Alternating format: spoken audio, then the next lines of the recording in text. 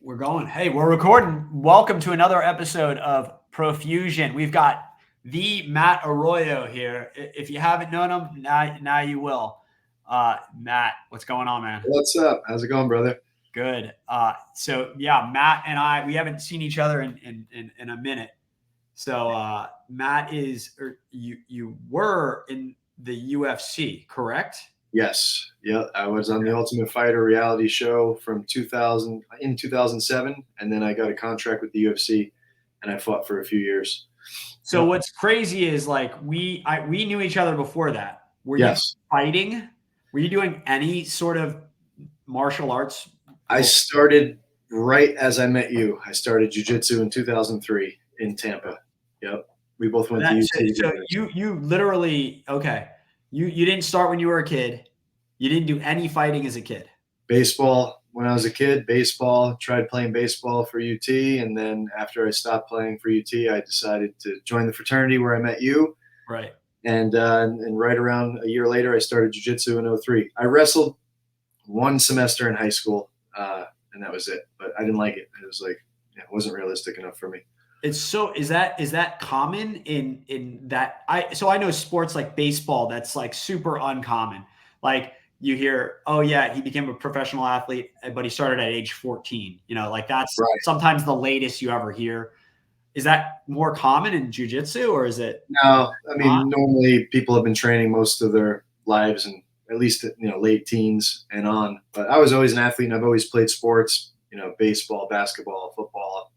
I'm an athlete. So, when you're an athletic person, you could pick up things that you like and pick it up pretty fast. So for jiu-jitsu, for me, I fell in love the first class. I was like, this is it, So yeah, I mean, you're not getting hit. Well, you don't get. Do you get hit in jiu-jitsu or not? No, jiu-jitsu is MMA, right. MMA, you get hit. In jiu-jitsu, it looks like wrestling, but instead of pinning the person, you put them in a submission hold. They tap out. So we could do that full force. Like I was just out there, full force, and you tap them out and restart again, and then full force. You don't have to worry about if I went full force with punches and kicks, you're getting hurt. Like people are getting.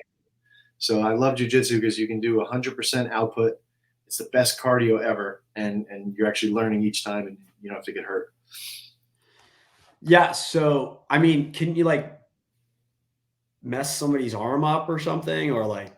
Yeah, I would say the first 2 years of jiu-jitsu, you got to learn when to tap and when to just fight. But if I got like this and you're pulling my arm, I'll fight to the death. But the second it's extended, it's a quick tap. And you could yell tap, you can slap. And people who are purple belts and above rarely break each other's arms or legs because we know, okay, I got you, dude. I won't even pull it, because I know I already got him. So yeah, that's an arm bar, right? That you were showing. That would be an arm bar, but there's also knee bars and ankle locks and wrist locks and shoulder locks. So it's all the same. Elbows don't have much give, but shoulders, someone that could put this behind their head and they're not going to tap because they're flexible. I don't know anybody that has many flexible, elbow joints. So arm bar is a good move, though, right? I don't know. It's a great move.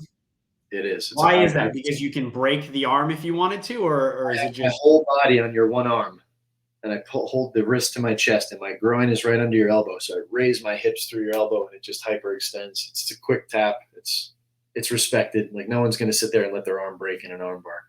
Got it. So like if you were in a street fight, you'd potentially break the arm or tell them to calm down. Exactly. You could extend it and say, dude, with 1 inch of thrust on your elbow, it's pop, shut, like give up. Like, like they'll know, they'll feel it. They'll usually start screaming. We needed you in all those fights in college, but you, dude, when you graduated, I was in those fights in college. Freaking Chris Mitchell is all I got to say. I do not know that story. Do you remember the fight at Gasparilla with the USF football player? Do you recall that one? I don't know if I was there for that. I think that was a year before I joined. I joined the fraternity in 2002, 2003, I think.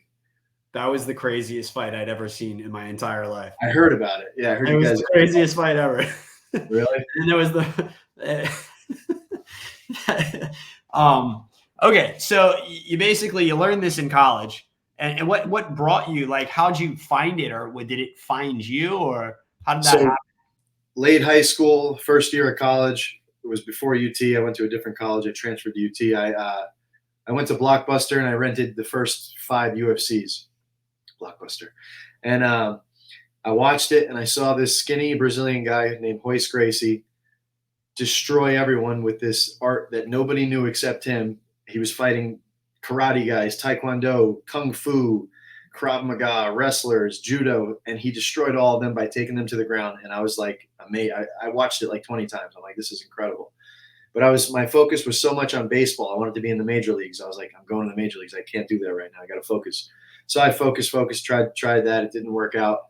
And the second I quit the baseball team at UT, I thought, it just flashed in my head, jiu-jitsu. Like I had it on the back burner in my mind, and now I could finally devote the time. And that's when I went home for one summer of 03, and I Googled jiu-jitsu Albany, which I was from upstate New York.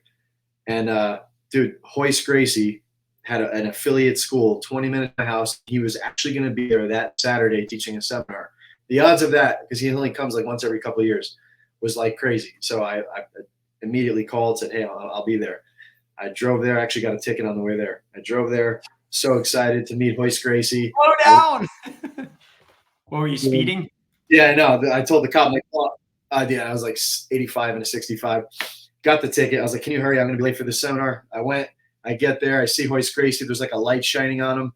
In my head anyway. I'm like, oh my gosh, it's Royce. He's right there. And they let me borrow a gi. I put the gi on. I get out into the mat, and I was just pestering him. I'm like, next question. I didn't let anybody else ask any question. I asked him every question I could think of from watching those UFCs. And I did the class, and I was just hooked, man. And I was like, this is it. I don't know if I'm going to do this for a living. I don't know if I'm going to fight. I had no desire to do any of that. I knew I wanted to become a master at this. Yeah. That's how I started 03, 20 years. Where are you from? What is your background? So you mean like nationality? You look Brazilian. Oh yeah, Italian and Puerto Rican. Yeah, that's where I'm most. You look Brazilian. Yeah, no, I could definitely pass for Brazilian. Yeah, and a lot of people have said that.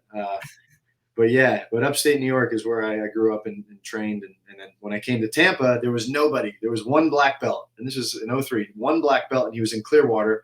I didn't have a car, so I'm like, shoot, what am I going to do? So I found this guy, this purple belt, which is like the second white, blue, purple, third belt up. And I found him. He had this little club of like 20 guys. It was right next to UT. So I'm like, all right, I'm going here. So I did that for a year. And then the call that changed everything for me and my career and my life was the guy that I was training under at that Royce Gracie seminar in Albany called me and said, hey, there's a guy coming. His name is Rob Kahn. He's a black belt under Royce Gracie. He just got his black belt 04. And he's moving to Tampa. He's going to open up a gym. He's like, you got to train there. I'm like, all right. I call Rob. He had just moved down. He had this little office space with a mat down. There was only 4 of us. And I went the first day. And dude, at this place I was training at, the Purple Belts place, I was pretty much tapping everybody after like a year and a half of rolling. And I went here. There was 2 old guys, a young guy, and Rob Kahn. So the old guys were probably in like 60s, 50s. And they were old to me. I was only 20, 22 or whatever I was at the time. So I'm like, all right, I'm going to destroy this old guy. Maybe I should go easy. And dude, he freaking lit me up. I was like, come on, really? Tap, tap, tap. I'm like, this is insane. So I go to the next old guy. I'm like, he's dead. Boom, tap, tap, tap. And then I go to the old guy's son, who's like 28, jacked. I'm like, he's going to kill me. And he killed me. And then I finally get Rob Kahn. And I was like a shell. I'm like, just freaking take me. Armbar, guillotine. And then he let me work. He just started messing around. I'm like, all right, he's cool. And after that day, I was like, all right, there's a fork in the road. I can go this way or this way. I can go back to that Purple Belt Club and whatever, beat everybody up, or I could just get really good here. And it was like a 1-second decision. I was like, oh, man. So yeah, I joined there, and the rest is like kind of history. Yeah. Oh, this is a first. Hey.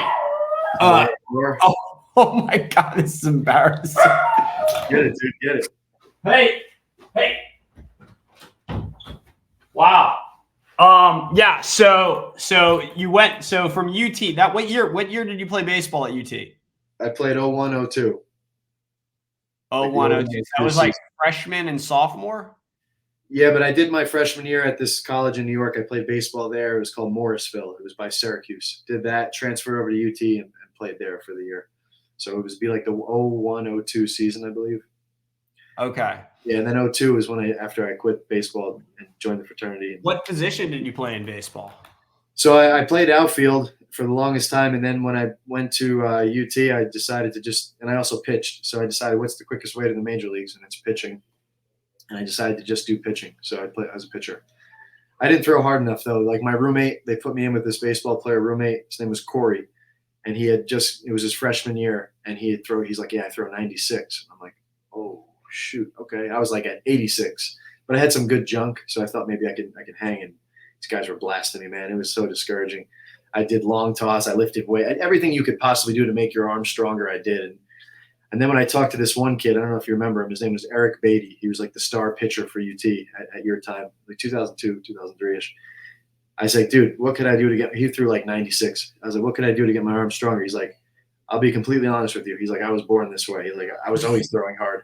He's like, I didn't do anything really to make – I had that tendon, and whatever that is, that tendon that makes you throw hard, that's what – and literally that day, I'm like – because it was like a year of me just trying, and I was like, all right, I'm good. It's not going to happen for me. So I stopped, and literally the next week I picked up jiu-jitsu. 86 is still pretty good. Yeah, it's not bad.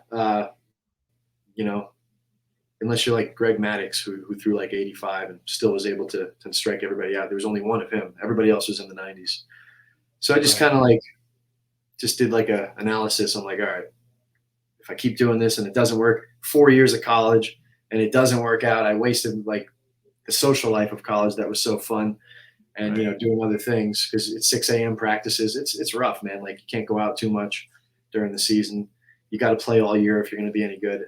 I don't know. Maybe it was either that or I didn't see the vision wasn't there. It was gone. It was gone. Yeah.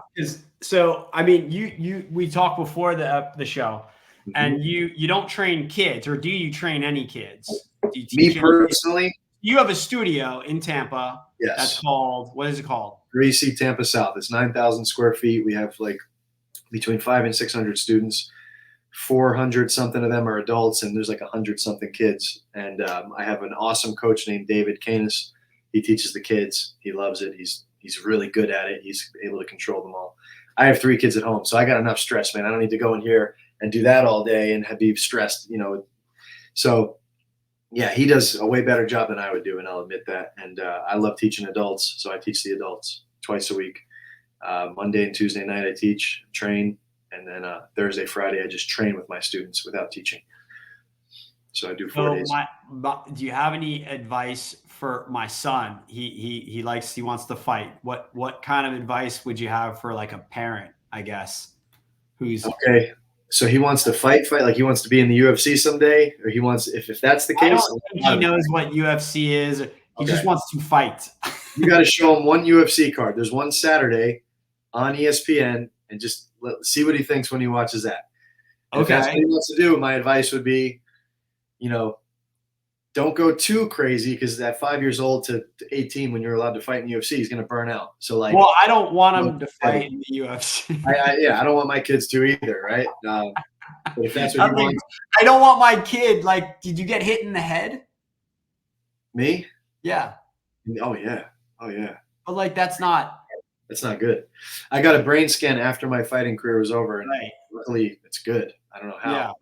I didn't get hit much, but I guess as a parent, you're like, oh, if it's me, yeah, whatever, I'm tough. You know what I mean? Right. Like, oh, I'm a bad motherfucker. I can handle a hit to the face. That's nothing. Yeah. But like when you're a parent, you're like, no, don't hit my kid. You know what I mean? Nobody wants their kid to get hit in the head. Yeah, it's a different perspective. So my advice would be to do jiu-jitsu, which you don't get hit in the head. If he becomes a specialist at jiu-jitsu and wrestling, the striking can come later. I mean, you could probably do private lessons with striking somewhere. That's what I would do. And just have him do once or twice a week private lessons hitting mitts where he's not getting hit. And then jiu-jitsu and wrestling full force. Like all the great fighters come from a wrestling background. Most of them, I should say. Wrestling or jiu-jitsu? Wrestling.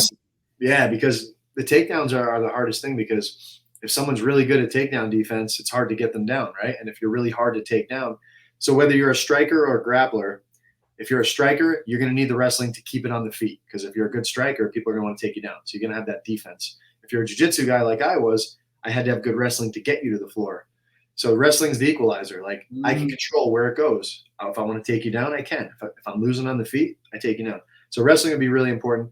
And then pick a specialty. And I would say jiu-jitsu, especially as if he's 5 years old, that means he's going to be starting school. If he hasn't already, there's going to be bullies. You don't want to blast the bully in the face. He comes home, he goes, I need to learn. I'm going to do jitsu on my bully. Yes, dude. And I highly recommend, once they start reading, like probably 6, 7, they start reading really well. There's these awesome books I had my son read. It's by Jocko Willing, and they're kids books. It's called Warrior Kids. It's a 4-part series, and it teaches all about jiu-jitsu and the bullies and how to handle them and how to be in shape and all the stuff we learn as adults to make our life better. It gets it in them early, which is awesome. It's interesting you say wrestling is the kind of the foundation, because my daughter does dance. She's pretty high level for her age, and ballet is the foundation for all the other genres above, and like that's kind of the platform, and then above and beyond that. I didn't know that about jitsu. Yeah, well, about MMA. So if you want to be a fighter, you got to have the wrestling. Jiu-jitsu, you could just lay to your back and let someone come in between your legs, and you could put them in 50 submission holds. You could be fine. That's why every woman should know jiu-jitsu, because the rape position is what we call the guard position, and we have a million attacks from there. Yeah. And if a woman knows that and she's comfortable there, like, I agree, because my 5-year-old, they put him on a girl, and I'm like, bro, he's like on top of the girl, you know? I'm like, he doesn't know what's going on, obviously, you know? He's like, yeah. The cool thing is I have a 10-year-old, an 8-year-old, and a 4-year-old, and they've all been training since they were 3. They're all at the gym. So when they look over and see another person on top of another person sweating all over them, they're just like, they don't even look twice. They're like, this is normal. And when they're on top of someone, they're not uncomfortable. Like, it's uncomfortable at first. Yeah. So like, it just desensitizes that, awkwardness. So, and hey, when someone grabs you to fight you, they're going to grab you. And now if you've been training over years and years and years diligently, you're not going to think. You're just going to throw them over, get the position, and then you think later, like, holy crap, my body just did that, because that's all it does. Like, is there like do they name moves? I guess arm bar, they do. Yeah, there's names for every move. And I can't tell you how many of my friends who are in their 50s who have daughters who are going to college this year, this past summer. My daughter's going to college. Can you give her lessons over the summer to keep her safe? And all I think is, dude, it's too late. Like, you missed the boat. But I say to them, yes, I will teach her some stuff, but you should have put her in at 6. So what kind of move would the girl want to learn? The triangle choke. Every girl needs to learn the triangle. That's enough, do you think? No, you need to train so that when someone grabs you, you're not terrified. If they learn the triangle choke and you repped it every day for 5 years, it's just second nature. You get in bed with your wife, she puts you in triangle choke every day, and you just rep it. That could be, beginning of something cool. But either whatever, you just let her rep it. Then, if a guy gets you in that position, she's going to just do it. But the whole game, you need the whole game. Like, you have to be comfortable. Like, we have a black belt named Erin. She's been training since she was 6 years old, not with us. She's 28 now. When I roll with her full force, it's a tough battle. Like, it's a match. If I do something wrong, she's taking my back and choking me. Like, it's real. If someone tries to assault her sexually or whatever, I have no worries that if she went to college somewhere, like, I would feel bad for the guy. Or, like, it's almost impossible that a guy could do something to her. I say almost, because if she gets hit hard, maybe, from behind, she doesn't know what's going on. But if you face to face, you grab her, like, good luck. And that's what I want my 2 daughters to be like good luck. And if they do decide to go to college, which I'm not recommending, but if they do decide to go to college, they'll be fine. It'd be scary. You know what I mean? That's what I want. You don't want your kids to go to college? If I had the choice I would never say don't go to college to any of my kids, but I never once in my life in 10 years of being a parent said you should go to college. Never once. It's not as needed as it was back then. And I could teach them marketing and sales and help them with business and all that. And I just don't think it's necessary anymore. Unless, of course, you want to be a lawyer, a doctor, or something that requires college. I don't think you should go figure yourself out in college. You could do that in the workforce. Like, it's an expensive way to figure out what you want to do for 4 years. Well, in some of these colleges, if you go to like University of Pennsylvania, what's that? Like if they go to Wharton, you know what I mean? That's like, oh man, how much is that? Yeah, but the people who go there, like half of them become billionaires, right? So I got you. Okay, yeah, I got you. Okay, something like that, maybe, yeah. But how many are how many Wharton people? You know what I mean? Like how many you have? 100,000 kids. How many get into there? I don't know. I don't know. I don't know the stats, but yeah, I mean something like that. If you're just a genius or whatever, or you got that, I get it. But I'm talking about the average human being, the Yeah. regular people. Like, yeah, I don't know. I tell them to follow what they enjoy, which is what I did, and it's worked out. And I have a great lifestyle. I don't, not 9 to 5 in anybody or anywhere. I don't have to be anywhere anytime. Like, I got my time and money. So, and I'm doing what I enjoy. Like, I've owned the school now for 17 years. Like, I'm just as excited to go to class now as I was 17 years ago. So yeah, so 17 years in business, that's highly, that's unique, right? Most business owners fail in a year or 2 or 3 or 5, or they sell, right? Mm-hmm. 17 is a long time. What do you think is, the key to sustainability and success? Because we were talking, you're doing nicely there. Yeah. And so Yeah. how do you, in that industry or any? So for me, it started with a love for Jiu Jitsu, right? Yeah. And that's what brought me into the business. So just like anyone, like you talk about it in the E-Myth Revisited book, Betty, who does cakes, she loves cakes. She freaking loves it, right? So she opens a cake business because her friends make such good cakes. You should open a cake business.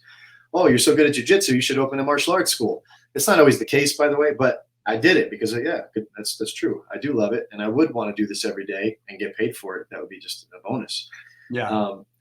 So what I had to do was quickly I realized 2 things. Number one, if you want to, if there's something you love and you want to hate it, you should do it every day and teach it every day because you have to. Like, I was starting to not like it. I'm like, man, teaching twice a day, every day, mopping the mat. I didn't outsource anything because no money was coming in yet. Right. And then later I realized, okay, I think 2 days teaching for me is the sweet spot. And that's what I eventually want to work towards. And then the more money came in and started marketing and sales.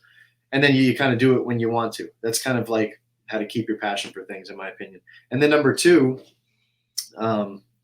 you have to take the passion for the thing, whatever your thing is, and transfer that or add in addition to that a passion for sales and marketing. Because if you don't have sales and marketing and systems and business systems and learn and grow yourself. What is more important, sales or marketing?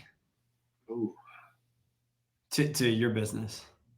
Oh, I don't mean any business. Well, it's kind of the same. Or any. Damn, that's a great question. If you have great marketing and 1 million people show up to your door and you have crappy sales, you'll still do okay with the market. So I'd have to say marketing. Getting eyes on you and getting enough people in there where if you have crappy salespeople, you're still making money. But then sales at the end of the day would be great because if you don't have great marketing and you only have 100 people that come in a month and you're a great salesman and you sell 95 of them, you're still doing okay. So they're kind of like brothers, but I would say marketing would have to be the key because you can get the mass where nothing else really matters. Both is awesome. But yeah, so once you learn that stuff and you can transfer your passion for what the thing is to growing a business, and most of the people that I see that start gyms and businesses, they can never really, like chiropractors, oh, I love healing people and this and that, but you don't know business, so you're going to be out of business, so you're not going to be able to heal anybody. So transfer the knowledge, read the books, join the masterminds. It's so crazy how many people will pay $30,000, $40,000, $50,000 a year for college, but then a mastermind for 15 grand a year of someone who's a freaking multimillionaire who's done exactly what you want to do. You won't pay them. That's too expensive. That's crazy thinking to me. And that's what we're conditioned. And so what 2 or 3 books do you recommend? Okay. So my 3 books that I love that I recommend to everybody are Rich Dad, Poor Dad, Think and Grow Rich, and The Compound Effect. All right, hold on. I'm going to go after you a little bit. Okay. Great. I don't want mainstream. Okay. No Think and Grow Rich, no Grow Dad, whatever. Compound Effect, is that Darren Hardy? Yep. Okay, I'll give you that one. Amazing. Darren Hardy. You got another one or 2? More non-mainstream. No, mainstream. Let's see. Yeah, that's mainstream too. 22 Immutable Laws of Marketing. I think it's 21. 21. Okay, that one. Okay, that one's not. That's a little less mainstream, but yeah, that's a good one. I'm looking at my bookshelf right now. Your stack. Yeah.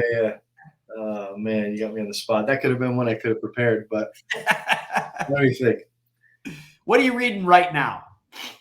Right now, I've been rereading a lot of books right now, but I'll tell you my read list for 2023 that I've already read. How many books a year do you read? Between 30 and 40. Okay, nice. Yeah. My goal this year was 40. I'm at like 32. So I got a month left. And I listen to books a lot too. So like the ones where I don't have to take notes, I'll listen to while I'm working out, while I'm driving. The ones where it's like dense, all right. So 2023 books read. The Gap and the Gain by Dan Sullivan. That was pretty he's good. great. Dan Sullivan's great. Delegation by Dave Ramsey. Principles of Success, Ray Dalio.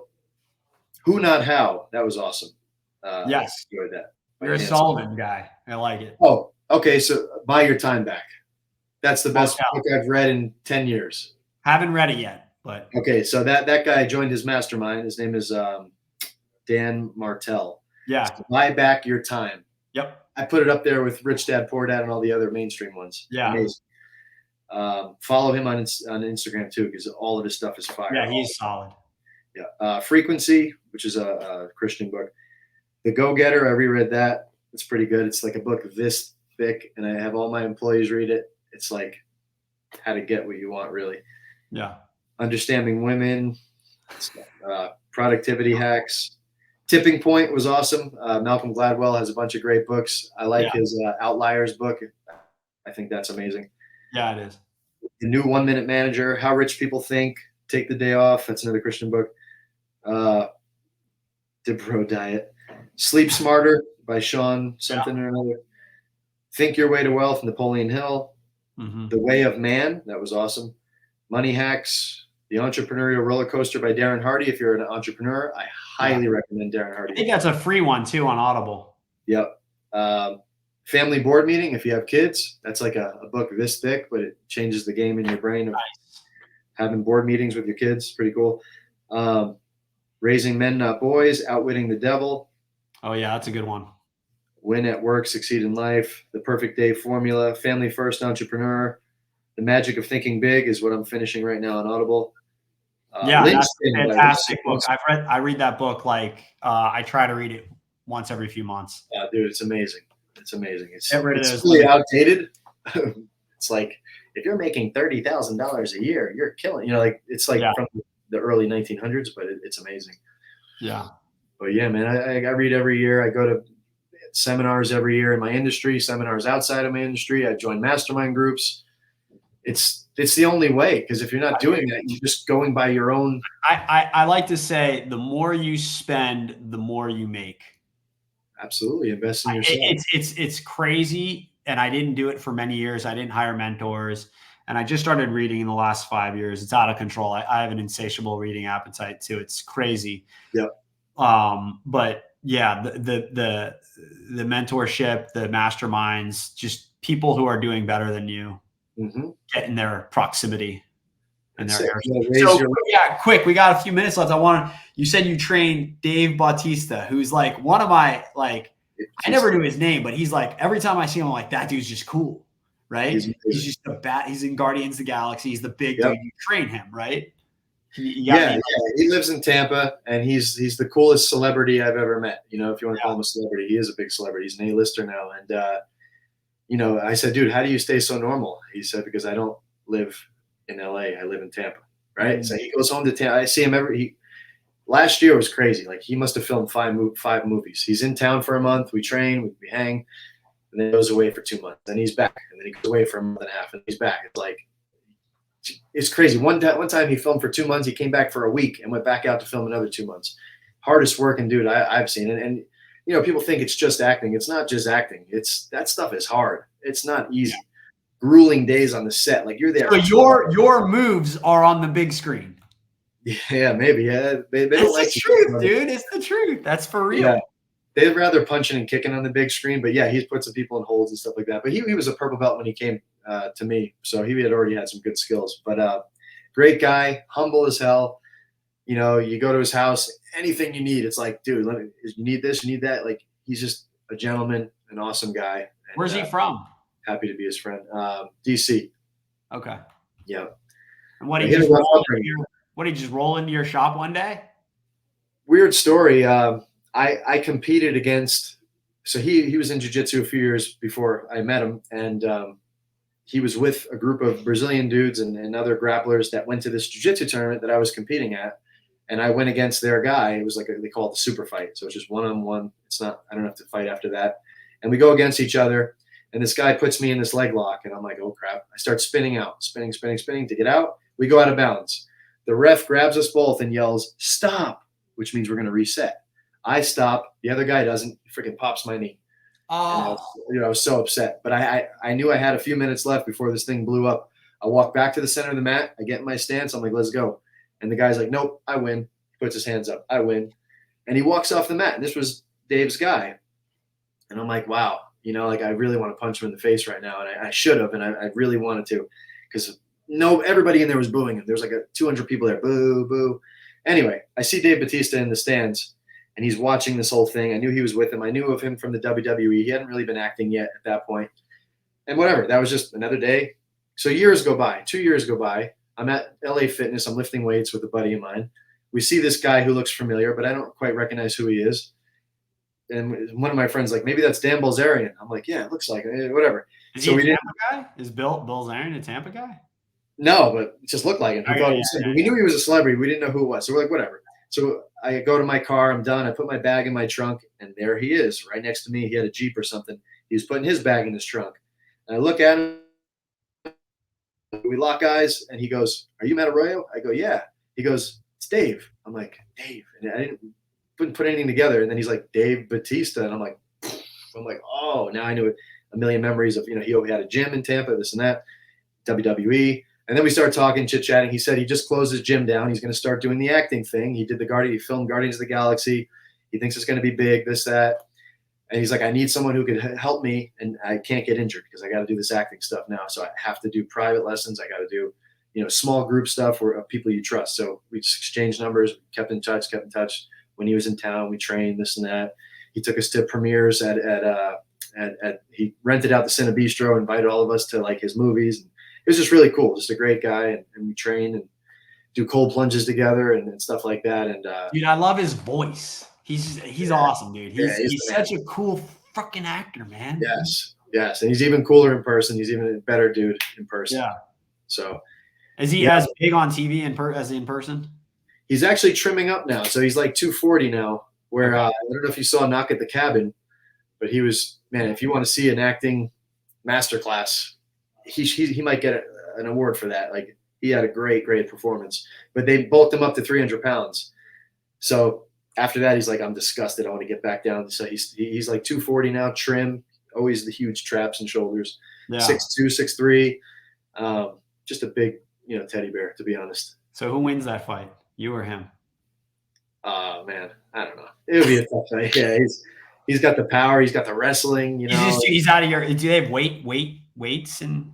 Yeah, he's a heavyweight. All right, Matt, you're in. What is Gracie Tampa? Gracie Tampa South. You can follow me on Instagram if you guys have any questions about anything or you need help with anything. Matt Arroyo UFC. Hit me up. Send me your cell. Yeah, Instagram /Matt Arroyo MMA. And Gracie Tampa South if you're in Tampa, and mattarroyo.com just to check out what I'm doing. Thanks, brother. We'll catch you later. Thank you, my man. Appreciate it. Yep. Take it easy.